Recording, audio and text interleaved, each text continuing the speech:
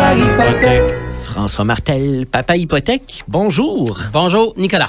J'aime ça, moi, les mardis à cette heure-ci, parce qu'on parle de tout ce qui entoure ton métier, qui est fort intéressant.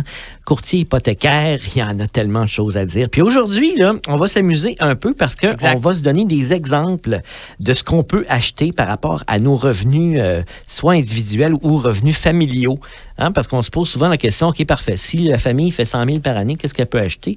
C'est un peu ça qu'on va décortiquer ensemble dans les prochaines minutes, des cas concrets de ce qu'on peut s'acheter en fonction de certains revenus. Évidemment, de la fameuse mise de fonds, des dettes qu'on a, parce que c'est pas tout le revenu, hein, c'est nos dettes aussi qui sont hyper importantes. Oui. Puis comment ça fonctionne? Comment toi, tu arrives là, avec notre situation à pouvoir savoir ce qu'on est capable ou non de s'acheter? Oui, bien c'est ça, j'avais le coup qu'on voit des cas concrets. Ouais. Souvent, les gens se demandent, je gagne tant, comment je peux acheter? Donc, on va voir vraiment des exemples. Et là, c'est ça, ce qui est important de savoir, c'est ce que tu as dit, quand on va voir des revenus, quand je vais dire combien tu peux acheter avec tel revenu, c'est un revenu familial. Donc, si tu es seul, par exemple, on va faire 50 000. Si tu gagnes 50 000 seul, voici combien tu peux acheter. Ou si tu gagnes 50 000 à deux, c'est la même chose. Donc, on va y aller revenu familial et on va y aller selon certaines dettes. Et là, je vais donner les chiffres selon la plupart des prêteurs, ensemble, la norme des prêteurs. Une moyenne. C'est ça. On a des prêteurs un peu plus généreux, là, mais la base que les prêteurs vont accepter, c'est les montants que je vais vous donner. Parfait. Alors, commençons avec le 50 000. Qu'est-ce qu'on peut s'acheter avec un revenu de 50 000 qui est un petit revenu? Oui, donc c'est ça, 50 000, comme je disais, que vous soyez à deux ou que vous soyez seul. Si, là, c'est ça qui est important, là. En passant, il y a plein de scénarios. Donc, si vous voulez vraiment savoir votre situation, il faut m'appeler parce que ça va dépendre de la cote des crédits, ça va dépendre des dettes. Mais là, le scénario que je vous donne, 50 000 de revenus familial ou seul, 5 de mise de fonds qui est le minimum et que tu n'as aucune dette. OK? Et tu as une cote de 680 qui est la cote pour aller chercher le montant que je vous donne. Bien, le maximum que tu vas pouvoir emprunter, c'est pour un achat, pas emprunter, mais ça va être un achat de 200 000. Donc, aujourd'hui, on s'entend que c'est peu. Par contre, ça, c'est avec le minimum de mise de fonds. Si tu atteins 20 de mise de fonds, là, tu vas pouvoir faire un achat, toujours avec ton même 50 000 de revenus, de 260 000. Pourquoi? Bien, évidemment, tu donnes plus de mise de fonds, mais surtout qu'avec 20 de mise de fonds, tu vas pouvoir avoir un amortissement de 30 ans qui augmente vraiment ta capacité d'emprunt. Ça, c'est intéressant aussi. Grâce à l'amortissement qui va être un peu plus long, on peut se payer une maison qui est un peu plus chère. Exactement. 80 000, François, ça dit quoi? 80 000, là, dans le fond, on y va encore revenu familial ou seul. Là, j'ai mis une dette de 300 par mois. C'est pas beaucoup. Donc, 300, ça pourrait être un petit prêt auto, un prêt personnel ou, par exemple, 10 000 de solde sur une carte ou une marge de crédit. On va considérer un paiement de 300.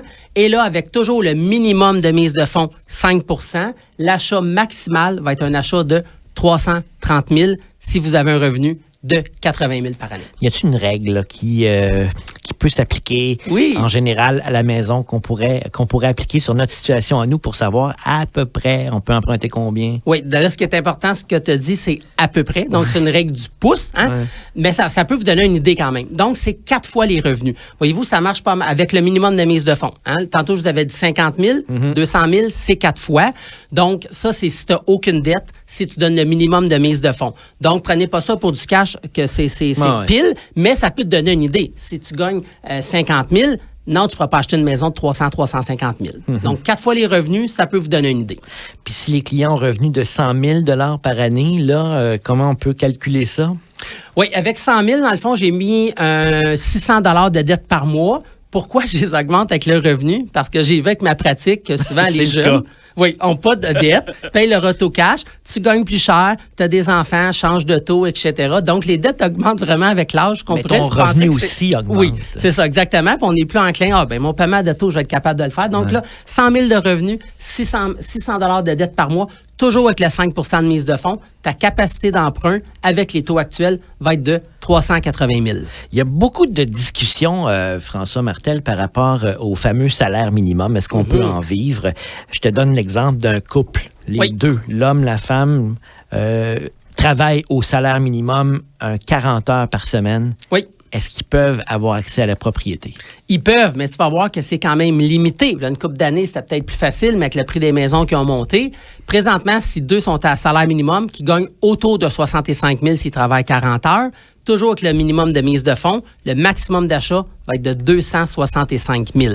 Donc, effectivement, l'accès à la propriété, c'est peut-être rétréci un peu pour ces gens-là dans les dernières années. Exactement, mais c'est possible. Encore là, comme on disait au début de la chronique, si tu accumules plus de mise de fonds, tu as le 20 on est des prêteurs beaucoup plus généreux que le 20 J'en ai déjà fait avec 2 salaires minimum qui ont réussi à acheter une propriété. Je rappelle, François Martel, courtier hypothécaire, que tout ce qu'on vient de dire, c'est une moyenne et que pour savoir qu'est-ce qui se passe réellement pour votre situation à vous, il faut appeler François. Exactement. On va regarder vos revenus, vos dettes, vos besoins aussi, puis voir vraiment combien vous qualifiez. Une autre chose, je n'ai pas parlé, les allocations familiales peuvent être prises en compte. Il y a d'autres revenus aussi qu'on peut prendre qui pourraient vous aider à augmenter votre capacité d'emprunt. Et je rappelle que les services de François sont tout à fait gratuits.